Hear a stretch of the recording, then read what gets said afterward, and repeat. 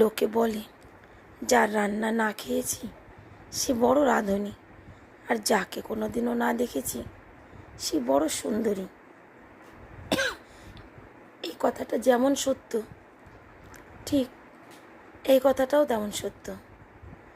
যে জিনিসটা দেখতে যত সুন্দর বা যে মানুষটা দেখতে যত সুন্দর, সেই মানুষটা বা সেই জিনিসটা ভেতর থেকে কিন্তু অতটা সুন্দর হয় না। কথার মানে চোখে দেখা সব জিনিসই কিন্তু ভালো হয় না।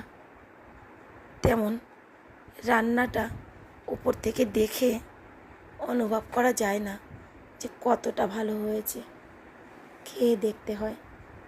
মানুষও ঠিক তেমন, মানুষের সঙ্গে মিশে তারপরে বুঝতে হয় কে কেমন, শুধু